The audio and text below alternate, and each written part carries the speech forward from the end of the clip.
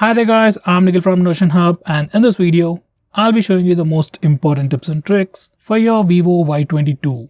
By the way, I'll also be making a dedicated video for the best features where I'll talk about all the features offered by this phone. So definitely check out that video as well, link will be in the description.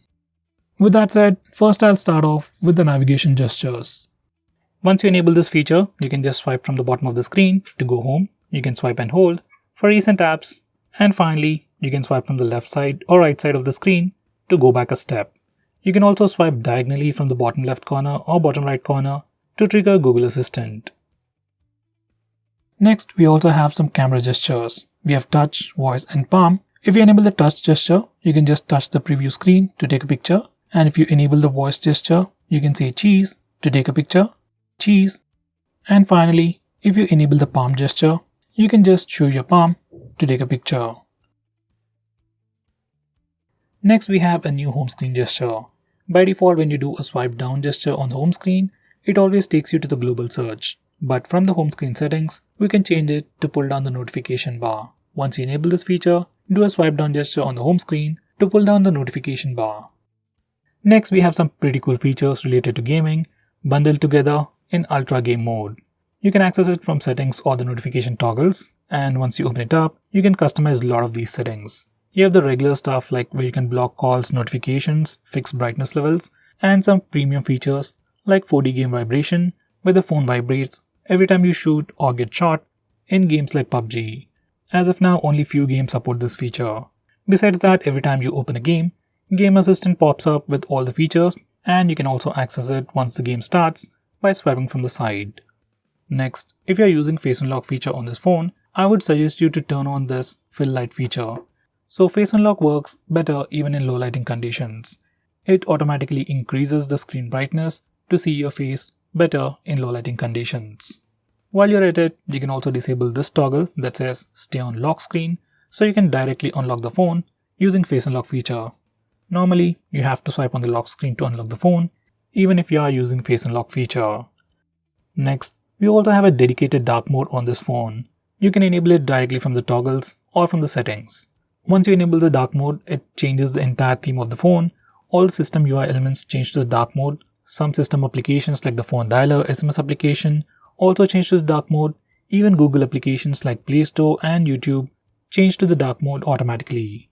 On this phone, we can also schedule dark mode so that it enables at a specific time and disables automatically at a specific time. Personally, I would keep it on all the time. It helps you save some battery and your phone also looks much more cooler. Next, we have split screen mode. Split screen mode has been on Android for a very long time, but on this phone there is a pretty neat shortcut. To open any application in split screen mode, just swipe up using 3 fingers and it opens the current application in split screen mode, and you can select the secondary application from the list below.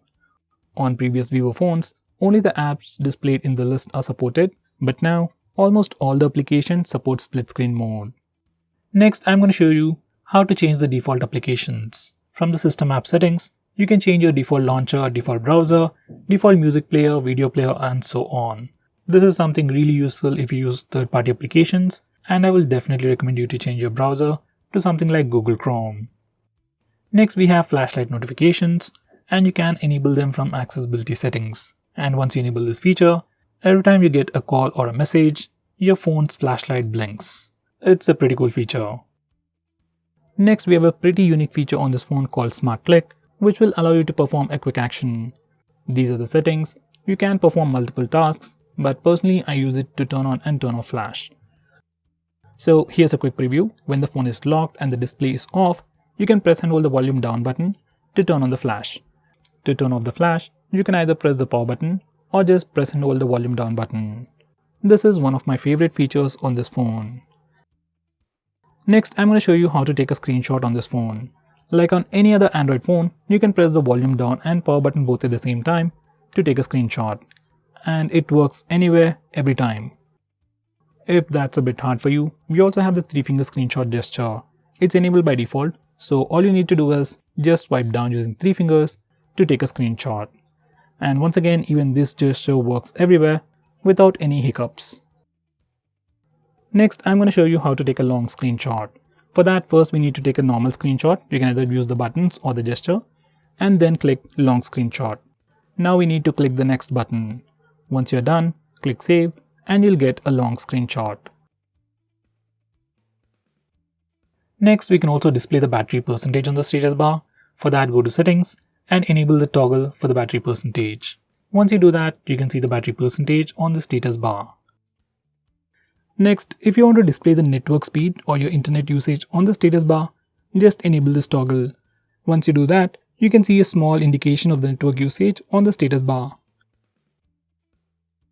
Next, I'm going to show you how to disable the lock screen poster feature. Some people like it, some people don't.